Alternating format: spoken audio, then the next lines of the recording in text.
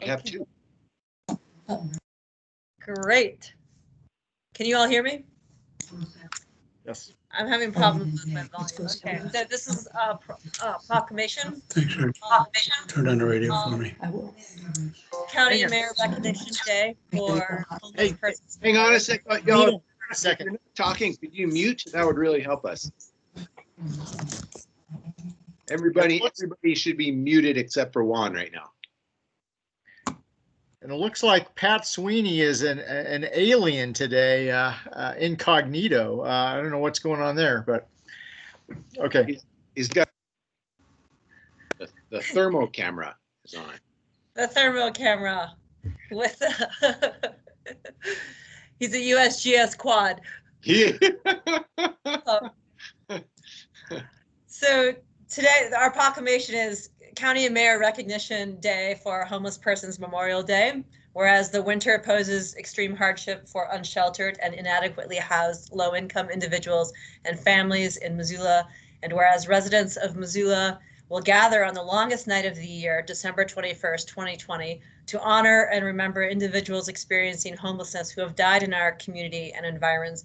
And whereas since 1990, December 21st has been designated National Homeless Persons Memorial Day by the National Coalition for the Homeless and the National Healthcare for the Homeless Council, and is recognized by cities and states nationwide. And whereas in remembering those who have died without a home of their own, we keep urgent the cause of ending homelessness, the need for compassionate response, and the city and county's collective commitment to prevent such deaths in the future. Therefore, be it resolved that we, Josh Slotnick, David Strohmeyer, and Juanita Vero, Missoula County Commissioners, and John Engen, Mayor, do hereby recognize the 21st of December 2020 as Homeless Persons Memorial Day. Thanks a lot, Juan. Thank you. Okay, for our second proclamation today, let me see if I can restore it to my screen. There it is. So this is recognizing our hard-working election team with Missoula County. So a proclamation of Missoula County, whereas Missoula County election workers administered the 2020 federal election, general election, in the midst of a pandemic with integrity and efficiency while prioritizing exceptional customer service and public health. And whereas a record-setting 72,632 Missoula County voters cast their ballots, and whereas Missoula County election staff helped more than 1,150 voters on election day, and whereas 284 temporary staff, 5 permanent election staff, and dozens of county employees worked more than 10,000 hours to assist voters and ensure a safe, secure, and accurate election.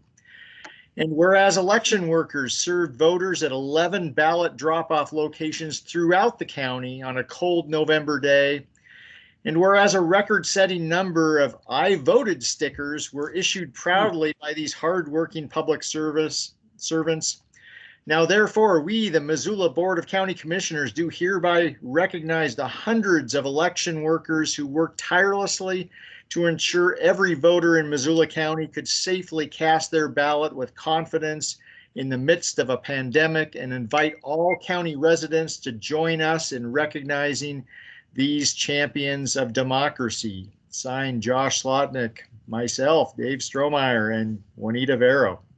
Thank you. Thank you. Thank you.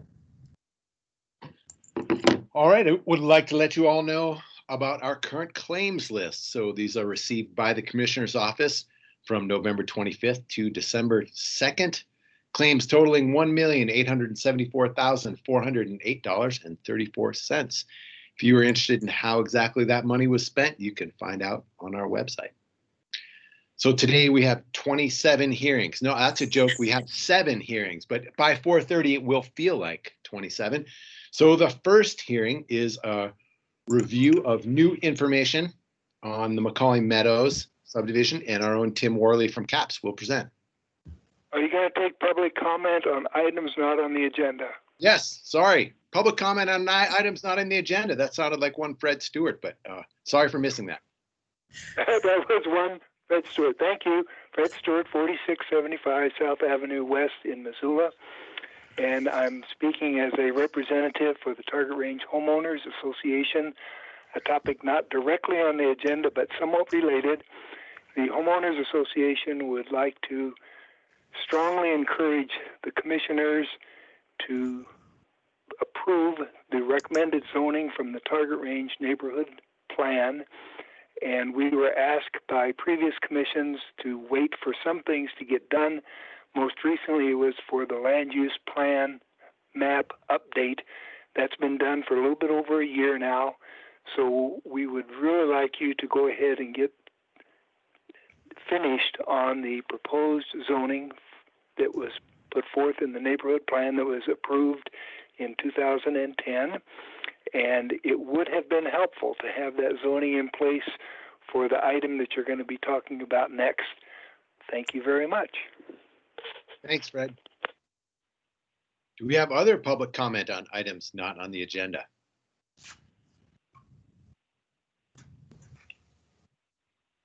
All right, seeing none, we'll jump right to our first hearing, and Tim Worley will talk about this new information on Macaulay Meadows. Greetings, Commissioners. I'm Tim Worley from CAPS. We have two agenda items under the heading of Macaulay Meadows today. And the first, I'll just go over really briefly, and that's a review of new information. Just as a recap, Planning Board for Macaulay Meadows was held on October 6th of this year, and the first hearing on the subdivision in front of the County Commissioners was November 5th, and that's when the new information was introduced. It was from a consultant, and it addressed impacts particularly to Macaulay Butte and how that affects wildlife habitat. Since that information was determined to be both relevant and credible, it was required to be scheduled for a subsequent hearing within 45 days, and that's why we're here on the 10th of December. This new information has been distributed for review, and it's part of the public record and is available to the public. And if anybody's having any problems accessing that information, please let me know and we'll get that out to whoever needs it. But it should be attached to this agenda. We've received a request from the applicant's representatives that they need more time to assess a response to the new information. And after some discussion back and forth, we determined January 14th of 2021 will be the new hearing date to actually delve into the new information and the applicant's representative's response to that new information. So Commissioners, my recommendation for you today is to take public comment on this agenda item. And when all is said and done, I also recommend that you continue this agenda item to February 14th of 2021. Thanks. You all have any questions for Tim?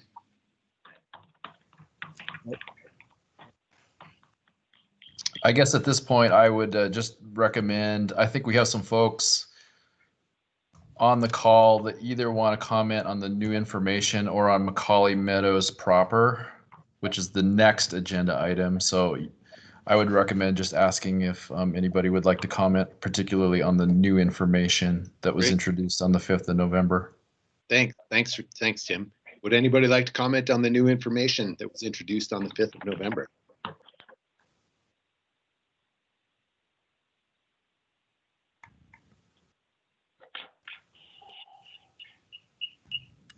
Oh, there's a hand up. I see a hand, but I don't know. I see a Jim Brown Oh, great. as a hand.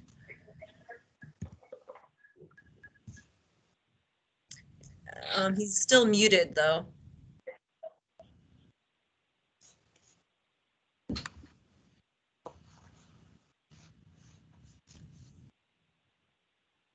There we go. There you There. go. I think I found it. Jim Brown with Five Valleys Audubon. And I just want to say that We have submitted some additional written material to the planning board since that new information was provided at the last hearing.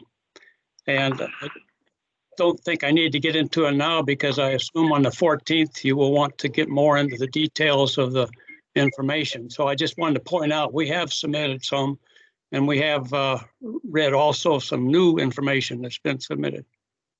Thank you, Mr. Brown. Mr. Brown, did you mean you'd submitted it to the Board of County Commissioners? Because this will not be going back before the planning board. So I just want to make sure we have this in our possession. I think it should go to your possession. We sent it to Tim Horley, who would assume transfer that to you. Okay, great, thanks.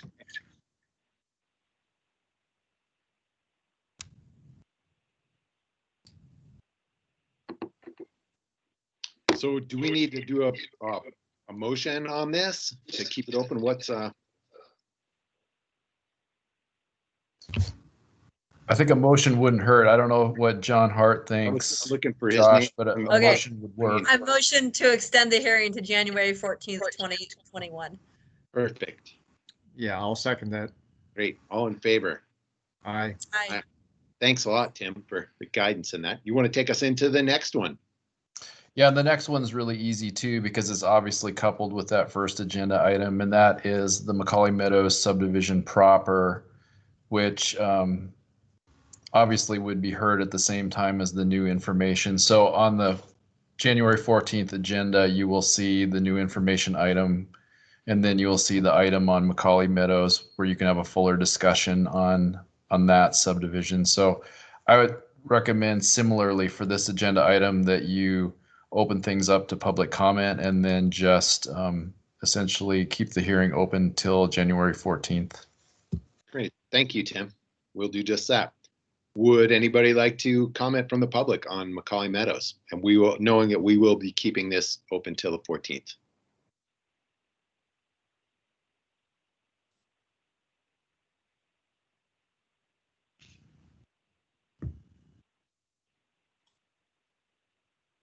I don't see any hands up or hear any voices.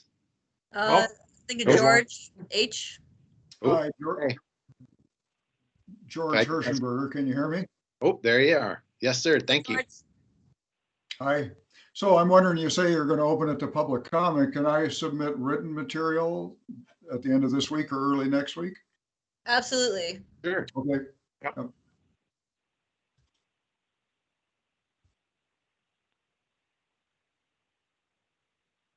And actually, any time between now and when we reconvene for this topic, you can submit written comment.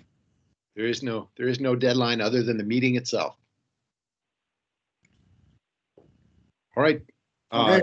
Thank you. I think we're good. Thanks. Tim, do you feel like we don't need a motion? We can just jump to the next hearing. We decided to keep this open. Does that feel right? Yeah, I think your intent is there, so. Okay. All right. Thank you very much, Tim. So our next hearing is on a series of budget amendments, and Amanda Henthel will present. Thank you, Josh, and good afternoon, Commissioners. I have 4 budget amendments today. All are related to grant funds. The first budget amendment is related to the Justice Court receiving a grant from the Montana Department of Highway Traffic Safety, and the grant award was approved at an administration meeting on September 24th, 2020. The grant fully funds the operations of the road court program, and the funds are used for treatment, a 3/4 time court coordinator, a contracted defense attorney, case management software, and then testing supplies and assessment tools. It's a grant that we've received in prior years as well. And Judge Holloway was not able to join us today because she is actually in court. But if there are any questions on the changes, I am happy to answer those. Good on Judge Holloway for getting this grant. Yeah. Indeed, they've done a great job having this funding available for several years now. So, all right. Would you like to do a motion for each one or all four altogether? I'd say let's do them all together. All right, well then I will move to our next one. And I have Kara Hansen from the Health Department here to answer any operational questions with me for this one. This is again related to another grant. We're asking you to amend the budget to include funding from the Montana Department of Public Health and Human Services Healthy Montana Families Program, and specifically for the Parents as Teachers funding. All of the expenses are again related to the program, are matched by revenue received, and no matching funds are required. You approved this contract at your October 1st, 2020 administrative meeting. So I'm sorry, we're just receiving the funds. That's the amendment? Yes, this is in essence just changing the budget to reflect that we're going to get this money. Okay. Great, thanks. Yep. Sorry, I spaced out there for a moment. Okay. Are there any questions for either myself or for Kara related to this budget amendment? Nope, thank you. All right, excellent. I'm going to skip the order just a little bit, and while we're with the Health Department, continue with the Health Department, and Lisa Dworak is on the line and available to answer operational questions related to this one. This is, again, adopting the resolution to amend the budget related to a community development block grant that the Health Department applied for and received from the city of Missoula. It is for community outreach for homeless services related to COVID, and the grant award contract was approved at the October 27th, 2020 administrative meeting. Are there any questions? Nope, well done. Yeah. Excellent. All right. And then our last one is for relationship violence services. And you may notice your packet's a little thicker than usual on this one. And so what had happened during the budget process, Chantel had applied for 2 grants from the Office of Violence Against Women, and she received 1. So this budget amendment reflects the receipt of that 1 grant. All of the revenues will cover all of the expenses related to the grant. It was approved at your October 8th, 2020 administrative meeting, the contract for this grant. And the grant helps support victim-centered services for victims of sexual assault, as well as support for domestic violence survivors and RVS partners, the Missoula YMCA, the Missoula Police Department, and First Step to provide the services to the community. The packet on this one is a little thicker and has a little more information than normal because it's a fairly extensive budget amendment. The Relationship Violence Services Department has a fairly significant amount of its funding coming from a variety of grants. And so to best take advantage of the allowable expenses in all of those grants, Chantel and I shuffled several things and a few parts of FTEs and various expenses around to best utilize all of our grants. So the amendment amends more lines than just what was necessarily there for the grant.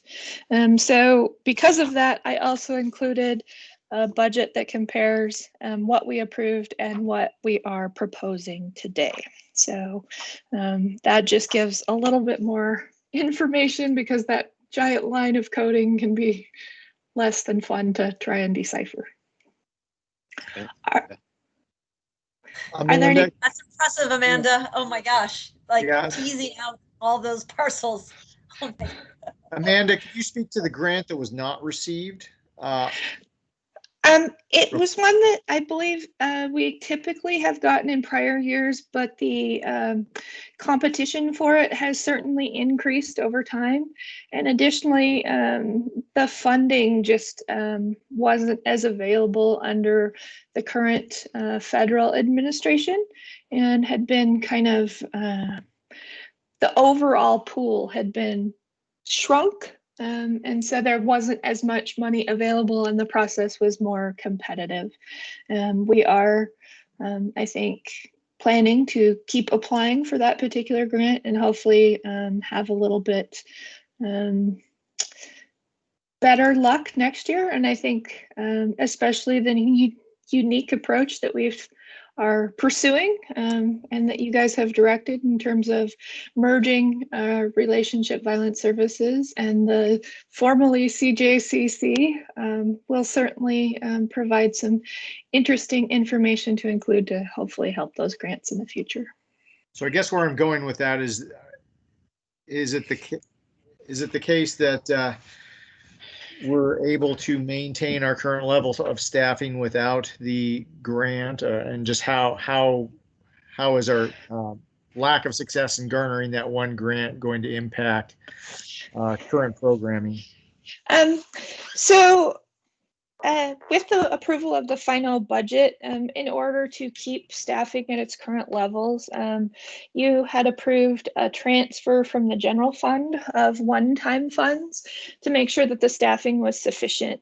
And because of the receipt of this grant and the way Chantel and I were able to work together to kind of rebalance all the expenses, even without that transfer, the funding will be available to cover all of the current employees at their current job description and current levels. So we were able to find ways to keep the FTEs the same. We lost you, Amanda. Hopefully I'm back. Yep. Okay, sorry. No, that's okay. It sounded like the upshot was good news. That yeah. And so I want to just toss in one thing here.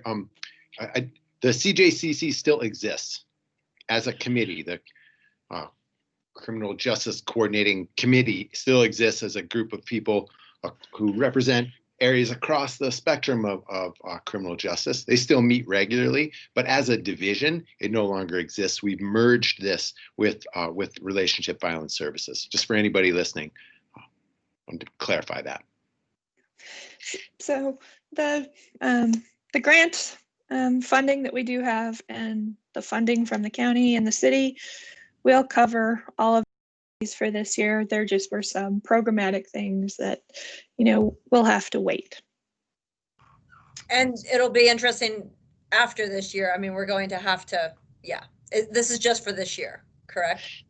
It is just for this year.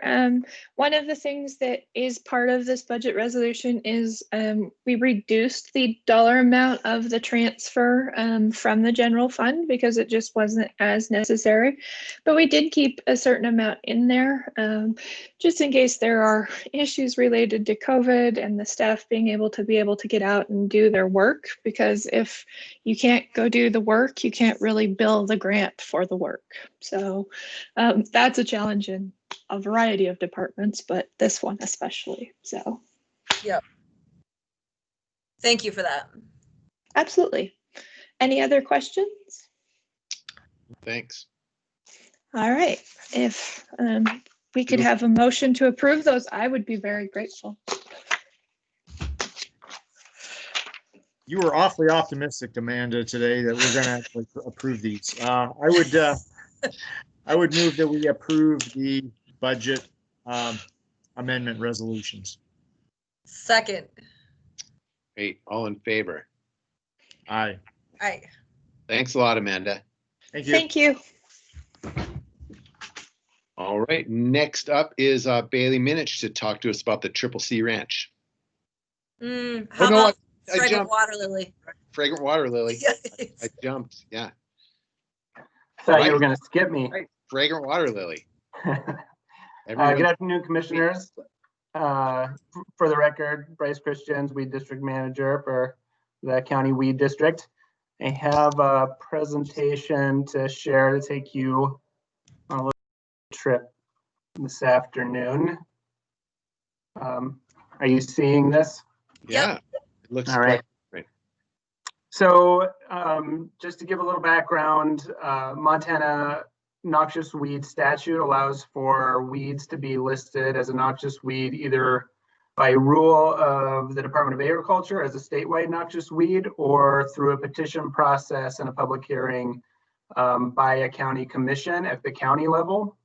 And once it's listed as a county level, it allows us to pursue funding for treatment and revegetation work or whatever on that species that would not otherwise be available to do research on a species if it was not listed as a noxious weed. And fragrant water lily is a species that we received a petition to list as a county noxious weed from the Flathead National Forest this spring.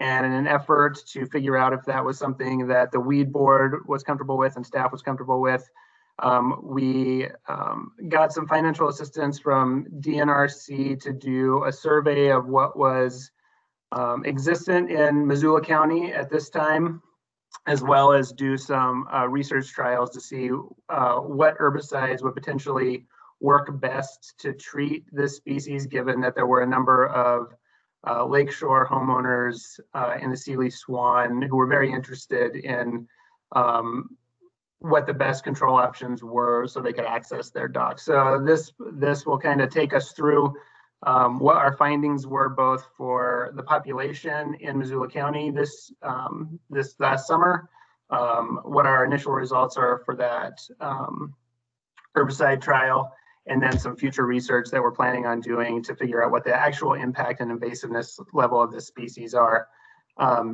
And with the ultimate request that the board and staff both recommend that this species is listed as a noxious weed in Missoula County.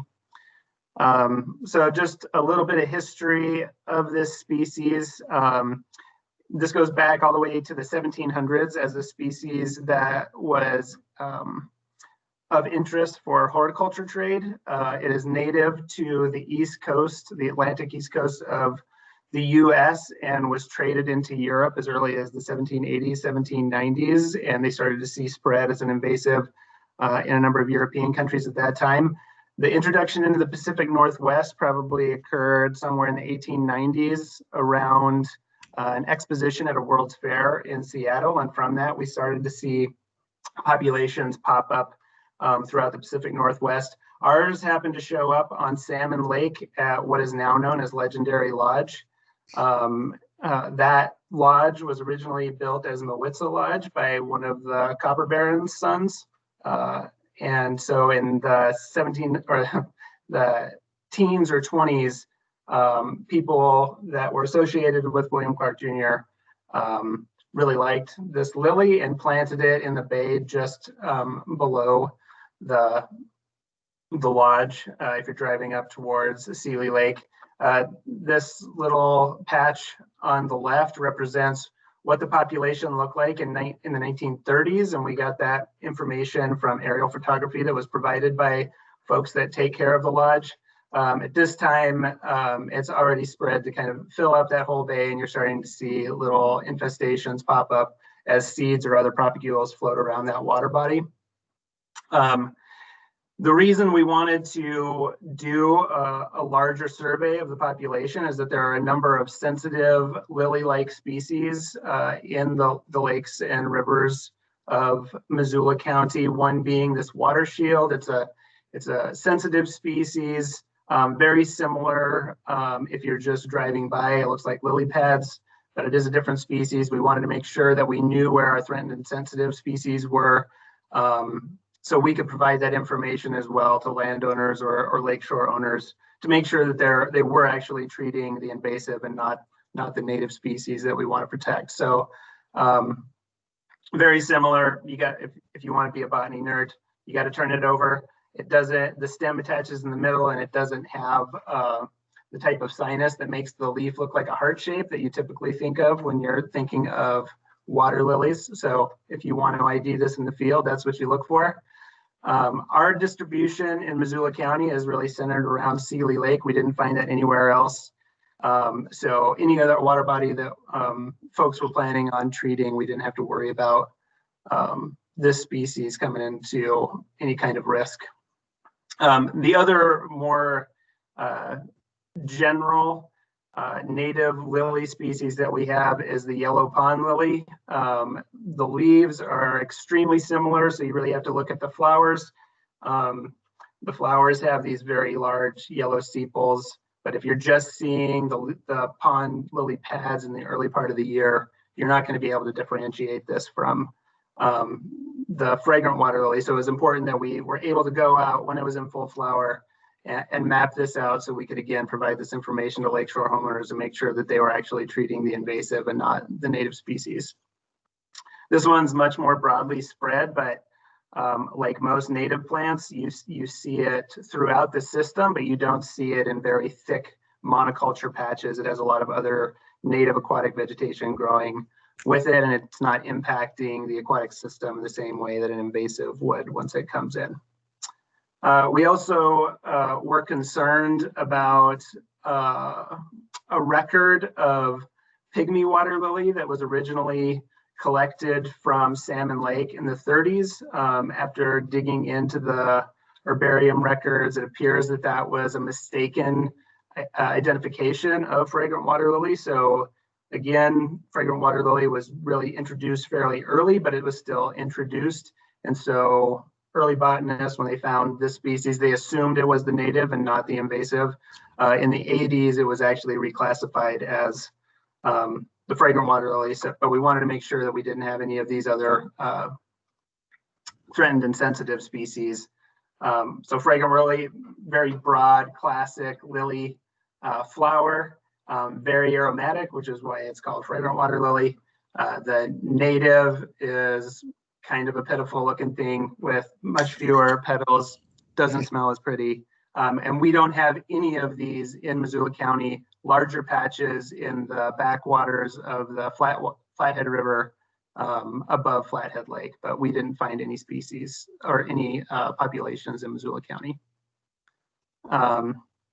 Fragrant water lily, however, we found, fairly spread throughout the system and mostly concentrated in areas where there are lakeshore homes or cabins. And it was very clear that where we were seeing it moving in the system was either downstream of existing populations or along the shore where cabins have been in existence for quite some time. Just to go through briefly through some of the populations and the densities and how many acres we're going to cover. Rainy Lake, just one plant. Who knows how it got there? Most likely from either a boat or someone picking a flower, thinking it's pretty, and then moving through the system and the seeds moving to that lake that way. Lake Inez, 6.8 acres, largest individual population of 4.6 acres. And this really is a good example of what we started to see in all of these water bodies where the propagules float. So wherever the prevailing winds move anything that's floating on the water to the ends of the lakes, that's where we're starting to see big populations of these. So both at the inlet and the outlet of Lake Inez, significant populations. Seeley Lake, also, all along the shore. I think it's been there a fairly long time compared to some of the other water bodies. 72 acres on Seeley Lake are of fragrant water lily, with the largest population being 19 acres. Placid Lake, largest population being 5 acres and 15.7 acres. Salmon Lake, 5.2 and 2.2. And Black Lake in particular is fairly interesting because we're starting to see a significant monoculture grow to the point where it's almost choking out water flow in some of the ways that the water is moving through that system. Hey Bryce, where's Black Lake? I'm sorry, is it just north? Yeah, so it's just below Salmon. I need Got to. So you have this kind of pinch point at the bottom of Salmon, and then just the river watch here, and then it opens up to Black Lake before going back down into a canyon to Blanchard or Elbow. I don't think I knew what it was called, or I didn't know it was called Black Lake. Thanks. Yeah. Elbow Lake also has a significant population. You start to get to some of these shallower water bodies, and there's a lot more susceptible habitat. So you start seeing very large populations in this system. And I think you also are starting to see significant propagule pressure in these lower lower water bodies where all of the seed from farther up in the system is starting to really build up in these areas and crowd everything else out. Blanchard is also interesting in that, you have these slow waters right in Blanchard Lake, but from the irrigation dam, we're starting to see a lot of competition from fragrant water lily against the native lily. It's one of those water bodies where the fragrant water lily is just coming in, and you can actually see it outcompeting some of the native species as opposed to some of the other water bodies that it's been on longer and has already outcompeted those species. So current research, we put herbicide trials in at Black Lakes, Salmon Lake, and Blanchard Lake. We're just in the first season of those treatments.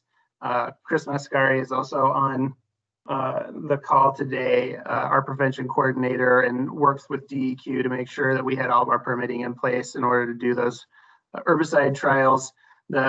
Our results won't really be available until a year after treatment because some of the herbicides take a little bit longer to do their work in the system.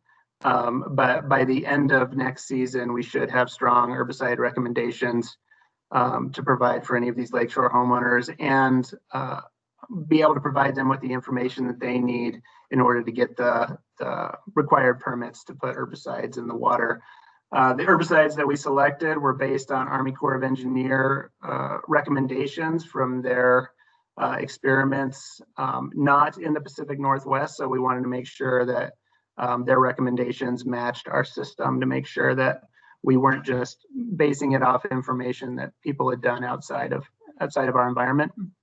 Along with our herbicide trials, we also put in water sampling points. You can see along on this map, both above and below the infestations, because we wanted to make sure we knew what that herbicide was doing in the water, as well as know what's going on with chlorophyll and dissolved oxygen, things like that in the water. So we could start to gauge what the actual impact of these large plant populations in places where we typically don't have them are having on the system. We also wanted to have a baseline to see, if there are, underlying levels of herbicide already persistent in the water to make sure that we had a good idea of what was going on before we added additional herbicide to the water. And just briefly, we are still very interested in learning more about this species. There has been question in the past of whether or not this is a native species or not. I think through the research and the literature review that we put into this species this season provides a fairly clear evidence that it is not a native species here. But we are going to work with a geneticist with ARS out of Sydney, who has helped with a number of invasive species figure out what our genotypes are in the invaded and the native range. And we're working with a number of partners throughout the Pacific Northwest to do collections of different plant populations where fragrant water lily does exist, so we can have a clear map of the genotypes and where the species and how the species has been moved by humans in the invaded range, as well as maybe tie it back to where exactly they were coming from as far as a cultivar, or if there is a native population. If we get to the point where we're looking for biological control, we can target our efforts in finding and in searching in those populations that are specifically genetically related to ours. And we are also continuing to look into being able to quantify what the invasive impact is, both to vertebrates in the system, but also to other vegetation, the native vegetation in these aquatic systems. Yeah, there were a lot of hearings today, so I tried to keep it brief, although I kind of nerd out on some of this stuff, so I apologize for that. I will just leave it with that we would, both staff and the weed board recommend listing it passing this resolution. Yeah, and listing fragrant water lily as a noxious weed in Missoula County. Bryce, what do you feel like the prognosis is for getting this under control? That's a really good question. So I think it is going to be water body by water body that we're really going to have to look at that. There are good control options, but in some of those areas, there is a really solid mix of native and native vegetation and the fragrant water lily.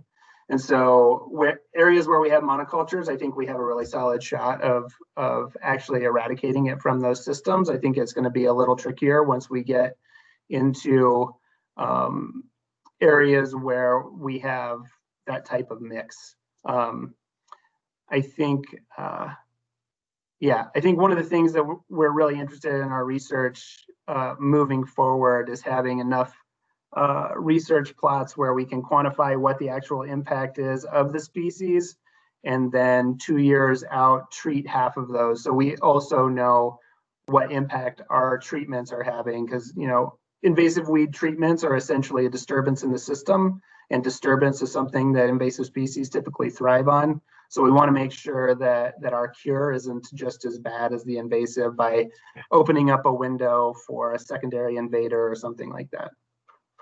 Looks like Beth Gardner has her hand up. Yes, I don't know if you're willing to accept public comments at this time. Let's do Dave or Juan, do you have any more questions? Then we'll open it up for anybody. Nope. No, not other than just to say this is the first time that I think I've been contemplating declaring a species a noxious weed in Missoula County. So breaking news. Really?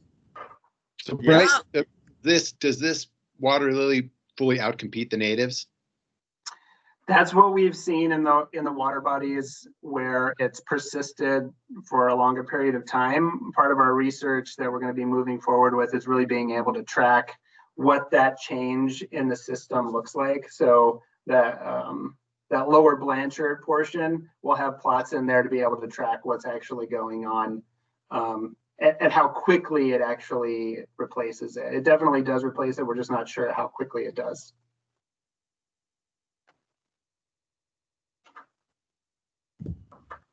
Yeah, I don't have any other questions. No, Ms. Gardner, please. Yeah, thank you very much. My name is Beth Gardner. I'm a fish biologist on the Flathead National Forest. I'm speaking today from Big Fork. And although Bryce didn't mention it, the fragrant water lily has also crossed the low divide from Clearwater all the way into the Swan River divide. And it showed up on Holland Lake 5-10 years ago. We're not sure. I'm absolutely alarmed by how aggressive this plant is.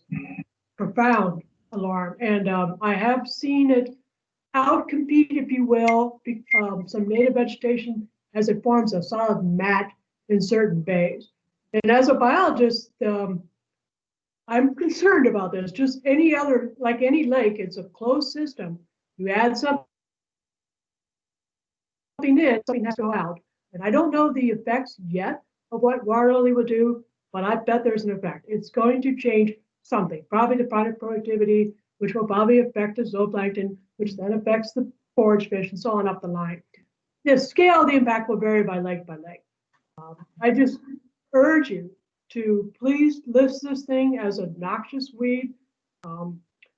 Forest Service cannot solve the problem by itself, nor can any individual landowner solve the problem. When you got noxious weed, we all have to work together.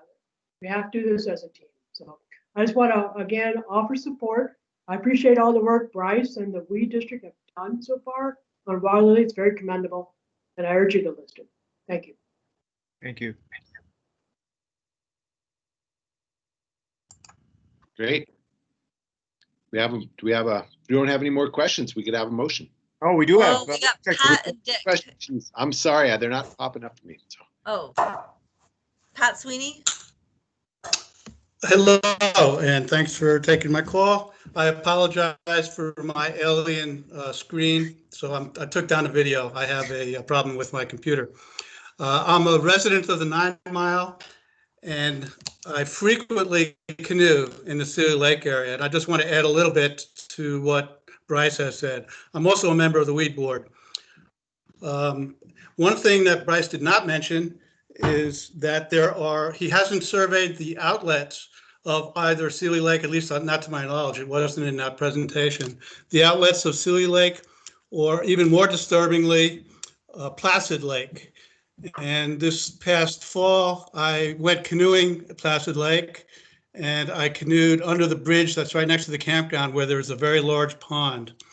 And going into that pond, I could see it was totally covered with the fragrant pond lily, 100%. The only way, the fragrant water lily, the only way you could get through the pond was by some beaver paths. There was a beaver lodge out in the center of the pond, and you could get to there and canoe around only because of the beavers. And what that means is for fishermen and people with prop boats, they would have limited to no success. The prop boat would not be able to go through that water at all, and fishermen would have a very difficult time fishing. And my fear is there's a similar situation at the outlet of Sealy Lake, where it goes down a Clearwater River, and you have all those homes down there. And conditions are very similar, and it could also be built up to the extent where people who own the cabins along that river would not be able to get their boats out without a lot of work. And so I think both for recreation purposes and for potential problems in the future with fragrant water lily, I would support it being listed as a county noxious weed. It is a noxious weed in Washington State, I assume for similar reasons. And I think we could be kind of the leader in Montana once again and take care of a potential problem. Thank you. Thank you. Thanks. I see a Dick Giuliani. Yes. Yeah. Nice to be a part of this meeting. First of all, I'd like to thank Bryce and Chris and the staff for the Missoula Weed District for all their efforts. They've been great to work with.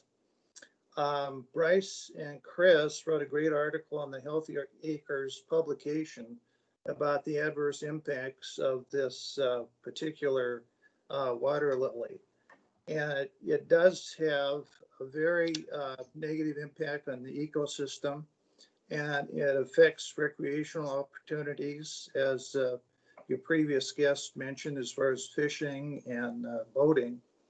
My wife and I own a lot in Riverwatch, and it borders Black Lake. And that situation has become progressively worse over the years. In fact, it's even difficult to kayak or canoe out in that area. One of the things I wanted to mention is Riverwatch has covenants, and it specifically states that the lot owners are responsible for the protection and enhancement of the Clearwater riverbanks and the values of the lakes and the surrounding properties. Obviously, this is such a problem. We cannot do this on our own. We need the help of you folks and other agencies to mitigate this problem. And my concern is that if there isn't a comprehensive effort at this point in time, it's only going to get much worse. So again, I support the recommendation. And I again would like to thank the staff of the Weed District for all the work that they've done. Thank you very much. Thank you.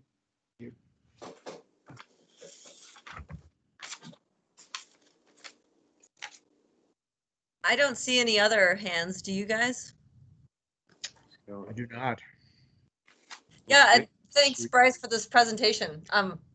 I didn't know that it was native to the East Coast and that it was brought to Europe. I think with Monet's water lily paintings, I thought it came from Europe. So anyways, I move that the board designate fragrant water lily as invasive in Missoula County.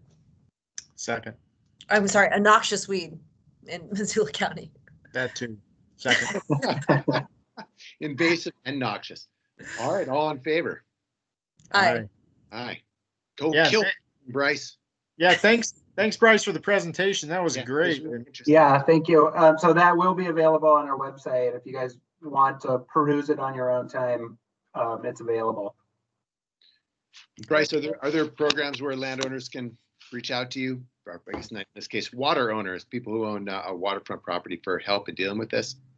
Yeah, so as Dick mentioned, we've been doing a number of outreach pieces in Sealy Swan to make sure that people are aware of what the issue is, can actually tell this species from some of the native species, to do some additional education around just species identification, and then any kind of resources that we have or we can point them towards for control and management. Great. Thanks a lot, Bryce. Yes, thank you. Yeah, we've got to get this under control because it will impede the SSBCC Rainbow Unicorn watercraft from being used on certain water bodies. Absolutely. We are gearing up for a 2021 tour right now. All right. See ya. So thanks a lot, Bryce. Our next hearing is our next presenter is Bailey Minich in a hearing on the Triple C Ranch.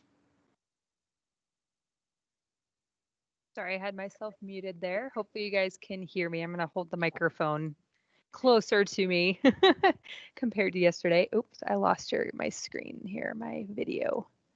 There you guys go. Can you see my PowerPoint presentation? Okay, yep. Good. Perfect. Okay, so this is a request for a phasing plan extension for phase 1 of Triple C Ranch subdivision. So there's no physical address of the property, but it is access from Pine Ridge Road off of Highway 83 up near Condon, which then turns into Triple C Drive. And there's a secondary access that extends from Craft Creek Road through Loon Flats and the Forest Service land that way.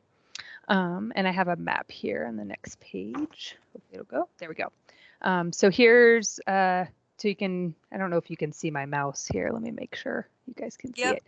Okay, yeah. So yeah, I turned it a laser pointer, so hopefully that works a little better. Right. So yeah, so here's the main access comes in this way and comes up, and then they'll extend it up into this property. So this is more of the secondary access after I talked with you guys on Monday.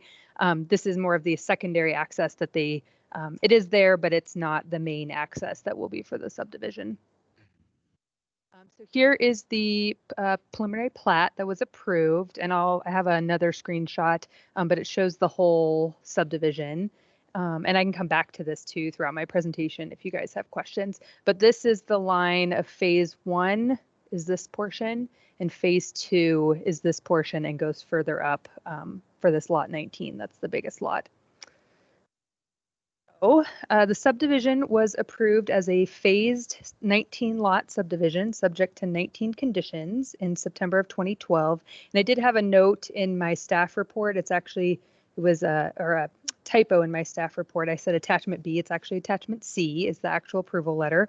But the current final plat submittal deadlines for both phases were approved as part of that original subdivision. I just realized my laser pointer. So the original approval letter stated phase 1 had an expiration date of December 31st, 2020, and then phase 2 had an expiration date of December 31st, 2025. So I'd just like to note they are only requesting an extension to phase 1 at this time. There's no extension request to phase 2. And they have not had any previous extension request other than this is the first one. So we review the request through our subdivision regulation, section 5.7.16, allows extensions for at least 1 year, but no more than 3 years. So they would be applying a full 3-year extension to phase 1 and going for the maximum at for December 31st, 2023 would be the new final plat deadline for phase 1. The review criteria in our subdivision regulations requires agency notification, commissioner action. There are some criteria that they do have to show that they comply with, such as that the individual phases are fully functional by themselves. The extension would not result in any significant changes to the area of the subdivision within that time frame. We also did notice advisory agencies. I emailed the request to agencies November 19th. I did receive 3 no comment responses from the Environmental Health Department, MDT, and Public Works. And I'll go to the next slide because questions from Monday, a couple things. So number 1, I did reach out to the Swan Community Council as well as the Swan Valley Connections that Juanita mentioned. I emailed them both separately on Monday. I haven't received any comments or any questions or anything in response to either of the emails to those agencies at this time. I did also talk with Kylie from Public Trails and Open Lands about the conservation easements. You guys had questions. So surprisingly, the one she was thinking of, the Elk Flats 2, is actually further north from this subdivision. But there is a conservation easement area that is directly adjacent to the east of this parcel. It's Holland Peak Reserve, but she did not believe that that was funded with open space bond funds. And I apologize that I'm not the most up to date with what she's talking about, but she also said there was another conservation area that was to the south, Chugwater LLC, but again, she did not believe that those were funded with open space bonds as well. I just noticed a typo I think I have right there. Sorry. And then both of those conservation areas are through the Montana Land Reliance. The other question you guys had on Monday was about public comments that were received from the original subdivision approval. I did go back and read the planning board minutes and some of the BCC minutes from that time. And surprisingly, there was a lot of kind of support. It wasn't like one-sided, I guess you could say, of one-sided or the other. It was actually a good mix of people. But the big concerns were wildlife concerns, and then surprisingly water rate topics. And the water rate issues were kind of the bigger concerns at that time. And I know the big thing from the planning board minutes with the wildlife was the bigger lot, and I can go back to it here. This bigger lot 19, just some of that is if that, because I can't remember how many acres it is. It's a lot of acres. Was just a big enough parcel for wildlife concerns to address that. That was kind of the topic that happened at planning board. That is, staff is recommending approval of the phasing plan extension. So again, that's just extending phase 1 only to December 31st, 2023. And I do have a proposed motion. I'm happy to answer questions. And I know Jamie is on the line as well today to answer any questions you might have as well. Bailey, my audio cut out when you were talking about that larger lot. What were you saying about? What did planning board say about that larger lot? It was more concerns of if this larger lot was enough, I guess you could say, land area to address some of those wildlife concerns that they have, and if that's just big enough parcel to adequately mitigate any wildlife concern effects. But It seemed like it was, because that's how it was approved. So that was the. Got it. Thank you. Bailey, what's the work outstanding that has to be done before this can be have a final plat, be all finished? I can let Jamie talk about that more specifically, but I believe some of it's the road, and then I think it's the water sewer sanitation issue, but Jamie could definitely talk more about that too. Okay. Yeah, Jamie, go for it. Yeah, thanks, Josh. And Bailey's exactly right. It is water and sewer that they're working through right now. And then once that is taken care of, then starting to put in that infrastructure, build the roads, and plan for fire suppression needs. I do have one slide that just shows that lot 19 if you're interested. And it depicts the riparian area and the wildlife corridors. Just, more for future or more for your reference. Sure. So I can share that. And I can put my proposed motion back up too if you guys need it when you're ready. So just let me know. So this is all lot 19 in here, and all of the shaded area, bubbled area is riparian buffer, steep slopes. So it's all no build, no disturbance areas. And other than that, I don't think I have anything else to add. Bailey did a great job. Appreciate that. So if you have any additional questions, I'm certainly open to them. Thank you. I think I'm good. Nope, I don't. I don't How have about any. that motion, Bailey? Hold on one second. I'll throw that back up there for you guys. Hopefully you can see it. It's the lower one. All right. I guess before I read this, I don't know if anyone has any public comment on this. Well, I would move that the final plat submittal deadline for Triple C Ranch Phase 1 be extended to December 31st, 2023, based on the findings of fact in the staff report. Second. All in favor? Aye. Look forward to seeing this in December of 2023. Great, thank you. Thank you, guys. Thank you. All right, our next hearing is on the Levinson boundary line relocation, and Nick is going to present. Thank you very much, commissioners. Let me get my PowerPoint fired up here, then we will get going.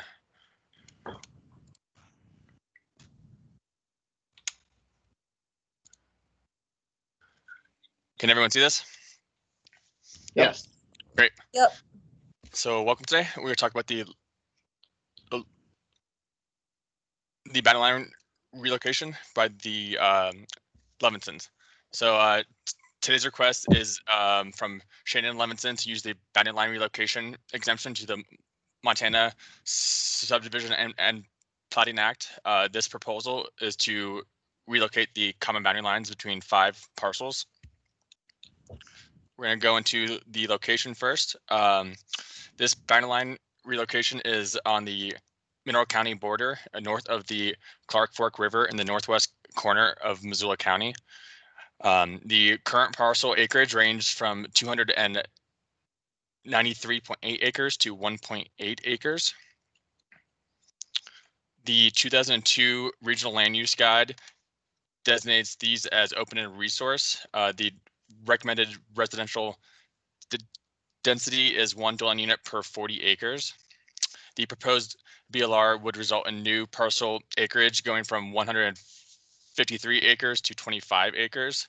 The proposed BLR would be compliant with growth policy recommendation at a density of 1 dwelling unit per 65 acres. The proposed BLR is outside of the Clark Fork River floodplain. The floodplain is north of I-90. Everything being proposed today is, it's south of I-90, and everything being proposed today is north of I-90. This was sent out for agency comment, and during review, there was no agency comment that was concerning. The application states that the purpose of the proposed boundary line relocation is to relocate boundary lines for master planning purposes. The application also states that while the intended use of the tracts is undetermined, it is understood that they will be used for residential or commercial use.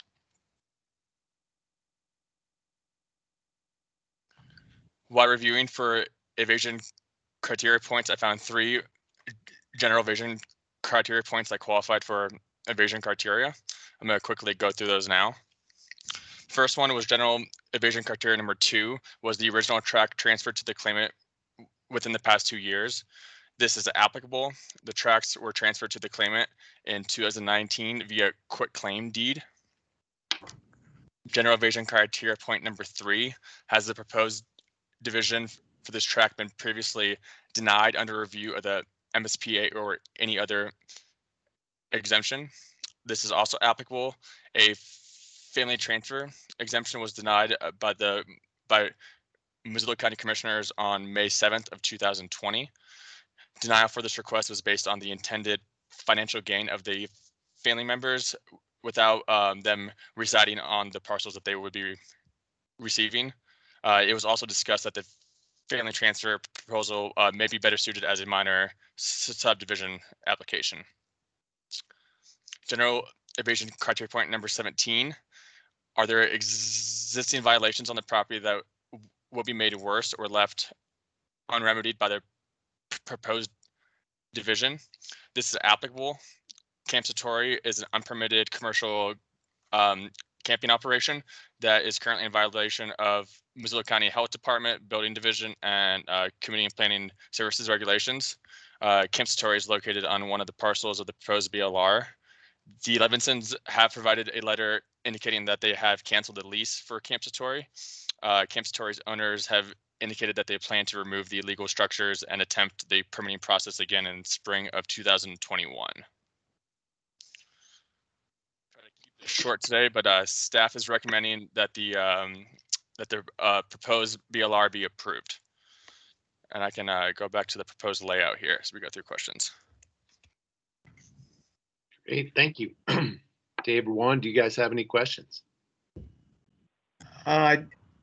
Yeah, could you pull up the schematic that showed the current boundary line configuration?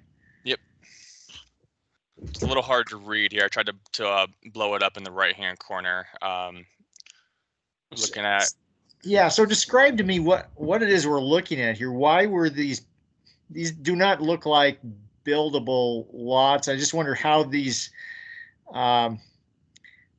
came to be or what they represent. It almost looks like a road easement or something, but yeah, so they do represent tracts of record represented by book and page numbers through deeds, and they are, yes, they are very small and more than likely unbuildable. But the clerk and recorder's office did confirm that they are in fact tracts of record. So just I can kind of go through it here if you can't see it, but there's one, the first one is here, second one, 3, 4, and then the fifth is the largest parcel at 298 acres. Okay. I might have another question for you or John Hart here in a minute after the applicant has anything to say. So just to be clear, we do end up post boundary line relocation with the same amount of parcels as we had previous. They're just different sizes. Correct. Yep. And how does it relate to the growth policy? It is growth policy compliant.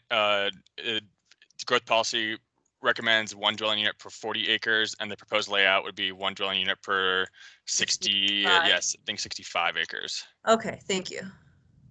Well, maybe I'll go ahead and ask my question right now. I mean, it looks, so we're taking some lot lines, some boundary lines that really don't allow for much of anything to happen.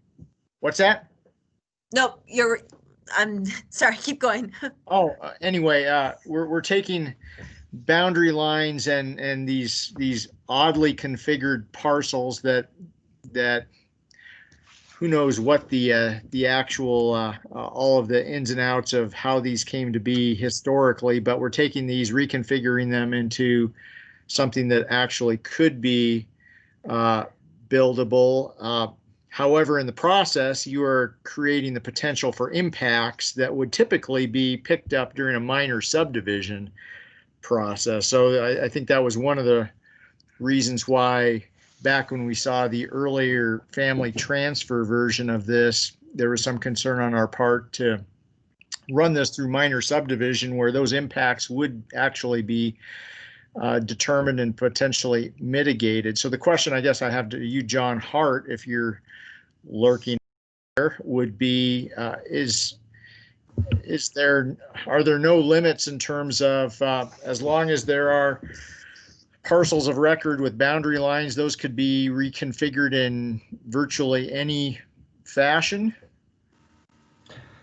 As long as the commission determines that it's not an attempt to evade subdivision review, there are no limitations. Okay, I might have some more comments on that later. Dave, it's hard for me to see I can't tell the exact acreage of some of these. I mean, they look like slivers. They are just like slivers. But I can go through it if you want here with the acreage, if that would help. I mean, maybe that's just perspective, and they're actually bigger than it appears. But your point's well taken. I mean, you look at them, you think, well, nobody's going to develop those. but I don't know. I don't know. So John, what's the law around boundary line relocation? It can be done. There's different criteria inside and outside of a platted subdivision. Of course, this is a request that's made using property tracts of record that are outside of a platted subdivision. And I don't know why. I guess in my mind I was stuck on something about you can't create a new number of lots, but you can move the lines around. Is that accurate, or did I just invent that? Nope, you didn't dream that up. That's exactly the case. So if they started with what 1, 2, 3, what 5, and they're ending up with 5. Yeah. Although we're starting with the same number, but not the same number of lots that could actually be buildable. The buildable number goes way up, but just the number of lots stays the same. I mean, it sure looks like they're getting ready to sell off lots because these guys right here, in the first map wouldn't be worth much. You can't build; they're too small and awkward, and certainly see why they want to do this. I see a hand up. Is that the applicant, I wonder, or someone? Daniel Foltz is who I see. Yeah. Yep. So the Territorial Land Works, IMAGs, representing the Levingsons, and I believe Shannon Levingston is on the phone, called in. But so I think it would be helpful for Nick to read off the acreage, because I think there is a scale. They look like small acreage, but above that is a 200-acre parcel. I don't know that saying these tracts are unbuildable is true. They do have access, and a road does cut through the center of these. That's not well depicted here. It's a gravel road through here. So I just wanted to add that maybe to the conversation, but I do think it would be helpful for Nick to read off those acreages. Yeah, I can go ahead and do that right now. So parcel number 1 here is 1.8 acres. Parcel number 2 is 5.7. Parcel number 3 is 4.8. Parcel number 4 is 19.8. And parcel number 5 is 298. The width, and again, this is just probably a perspective here, the width of parcel number 2. So it might be 5 some odd acres, but how much physical space is there to the north and south? That is something I don't know off the top of my head here. I could measure in GIS real fast if that would be helpful. I guess, and maybe Daniel, you have some insight. I'm just, regardless of the gross number of acres, I'm just trying to get a sense for, could you hypothetically today build something on that very thin lot? Yeah, let me look at that real quick. I should be able to pull that up. I believe the way that existing track 2 came to being was it was at some point an old railroad grade that was later abandoned, and that's how it was left as a tract of record during the title report. But let me check on that, and I'll get back to you in just a second.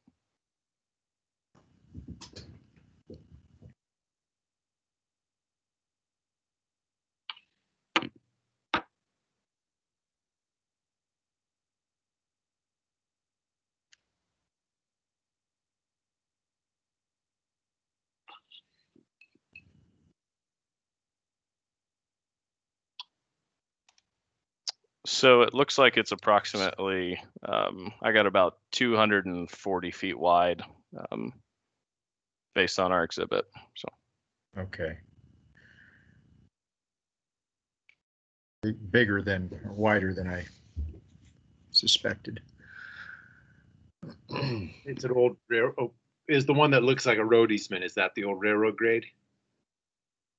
Yeah. And if you were to drive along Highway 10 out here along this corridor, you would see that, just to the, I guess, east of our property, there is a house built on a very similar looking lot.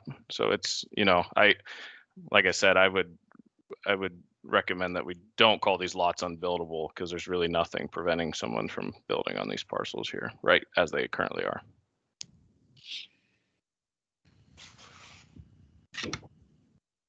maybe atypical. Yeah. Yeah, definitely not a normal boundary that we think of, but there are similar properties built on today still. And I'm sorry, did the applicant did Levinson's want to say anything? I can't tell. We're here, but unless there's any specific information that you want or need from us, we don't have anything really further to add. The BLR was the course of action that was recommended by the commission when we applied for the family transfer, and so here we are. Okay. It's like Miss J.R. Casales has raised their hand. Yeah, thank you. My name is J.R. Casillas. I'm an attorney with the Datsopoulos law firm, and we've been assisting in conjunction with IMEG, assisting the applicant in this process. First and foremost, thanks to the commissioners for taking this matter up today, and thanks to Nick and the rest of the staff for their time and attention in preparing their analysis, which our client is quite pleased with and fully endorsed. Just to kind of echo what Mr. Levinson said, I wasn't involved back in May when the family transfer application was denied. I do know from speaking with the Levinsons that they disagreed with that decision and were prepared to appeal that to the district court, but then were subsequently encouraged by the staff to, instead of appealing, pursue this boundary line relocation. So that's what brought us here today. And just to add on to this discussion about whether the lots are buildable, in my opinion, just purely from a legal perspective, making those type of consideration is going outside the bounds of what the actual statutory presumptions are and what the evasion criteria is. So even if they weren't built, it would be our position, just as a matter of law, that would not be a basis to deny the application. The intent here is nothing more than just to create a better conceptual layout to guide any future development, just by creating more flexibility and balancing out the size of these lots. And so with that, we would respectfully urge the commissioners to adopt the staff's analysis and approve the application. Thank you. Thank you.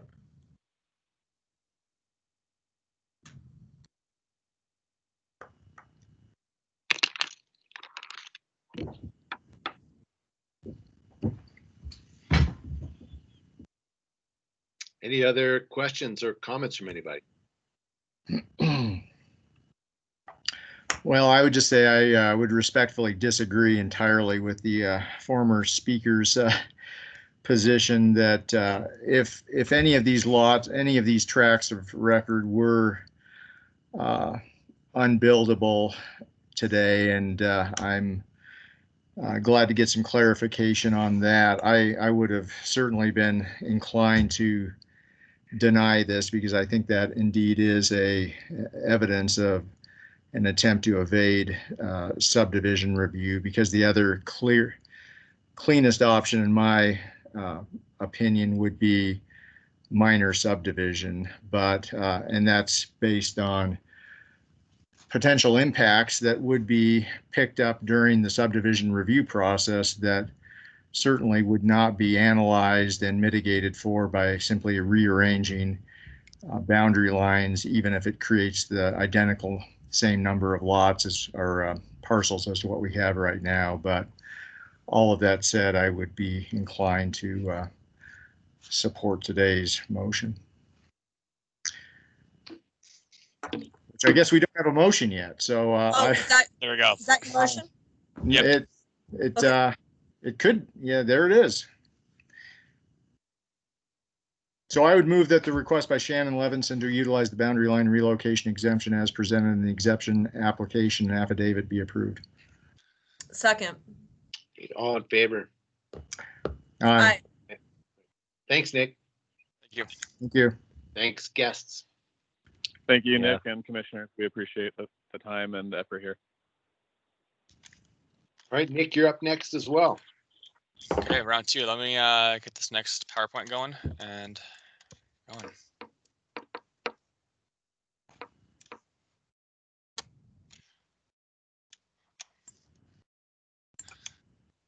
Okay, so now we'll be talking about the Munch aggregation and family transfer. There are two action items being requested today. The first is a request by Linda Munch to use the aggregation exemption to the MSPA. Action number two is a request from Linda Munch to use the family transfer exemption to the MSPA. We're in a very similar location to our last agenda item here. We are south of I-90, about 1.25 miles east of the Petty Creek Road and Petty Creek exit. This track is designated by the 2002 Regional Land Use Guide as open and resource with a recommended density of 1 dwelling unit per 40 acres. Current density is non-compliant at 1 dwelling unit per 8 acres. The proposed exemption would not change the current density, and it would remain at 1 dwelling unit per 8 acres. The affected parcel is outside of the Clark Fork River floodplain. Going through the parcel history here briefly, Linda Munch received the property in January 2002 from the termination of joint tenancy.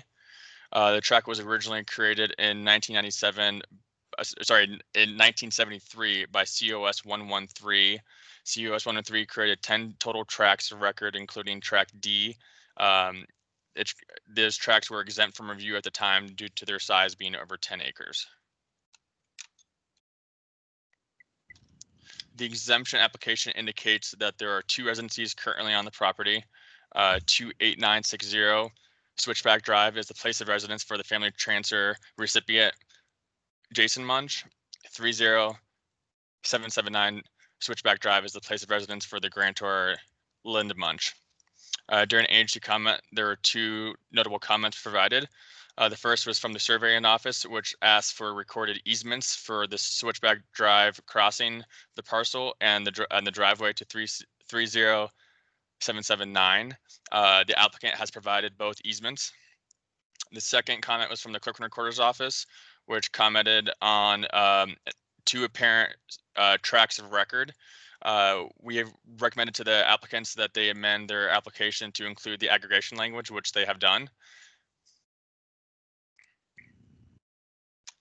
So the proposed aggregation would clean up apparent tracts of record that were discovered during agency comment, resulting in what is now depicted as tract D of COS 113. The proposed family transfer would result in Linda's adult son, Jason, receiving a 3.54 acre tract, and this does include his residence.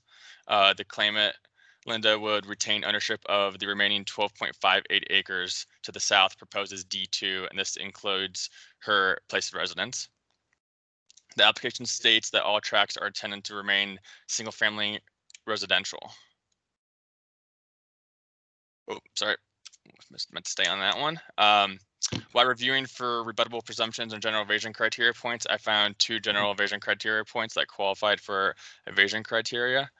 The first was general evasion criteria point number 2 was the original tract transferred to the claimant within the past 2 years. This is applicable.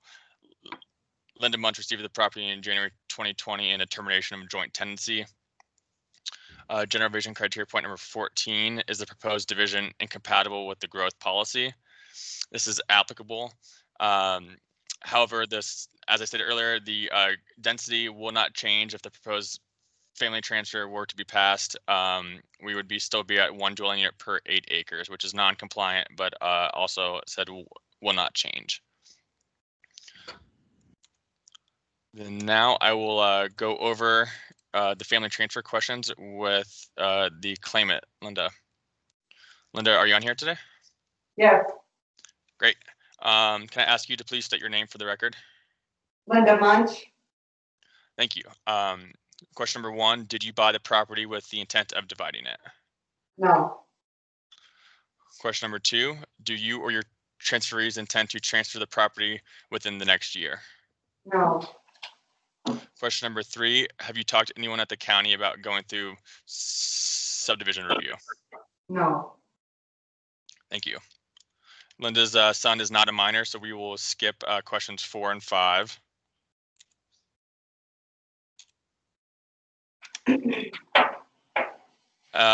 In conclusion, based on the facts presented in the exemption application affidavit and those contained in the staff analysis, staff is recommending approval of the proposed aggregation and family transfer. Now we'll slide back to the layout here. We can.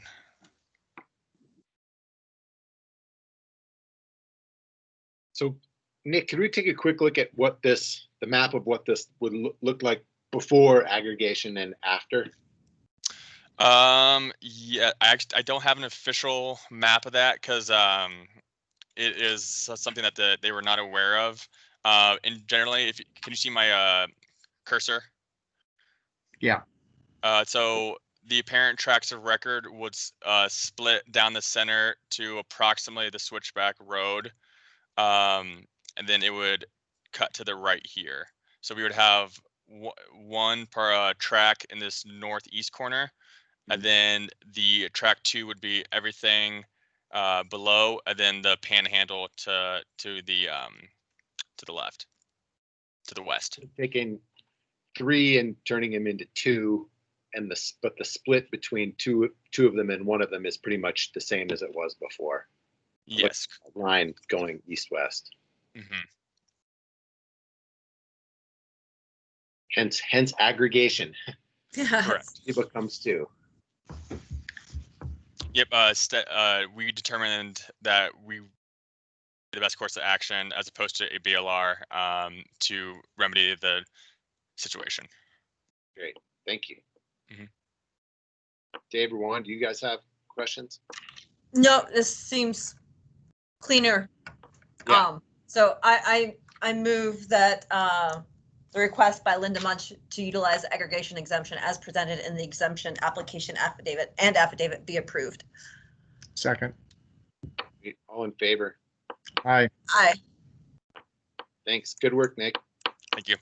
Thank you, Nick. And Thank you. You bet. Thank you. Thanks. And do we go to number 2 as well? Oh, yes, please. Sorry. I Yeah. jumped the gun there. So let me. We got to do the family transfer piece. Yep. Yeah. There we go. Okay. Oh, sorry. Or Dave, go ahead if you're wanting to. No, you are doing excellent. Okay. For request number 2, I move that Linda Munch utilize family transfer exemption to create and transfer one parcel to their son, Jason Munch, as presented in the exemption application and affidavit be approved. Second. All in favor? Aye. Aye. Thanks. Thank you. And just maybe it goes without saying, but I love family transfers where there are adults involved. It is opposed to minor children. Yeah. Yes. You. Thank you, Munches. Thank you.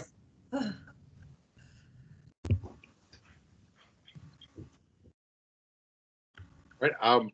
Seeing nothing else, I believe we are done. Well, we didn't make it to 4:30, but here's John Hart. Yeah, John, did I miss something? No, you didn't. You didn't. I'm pleasantly surprised. It's only 3:30. I didn't have to say mayonnaise, so good.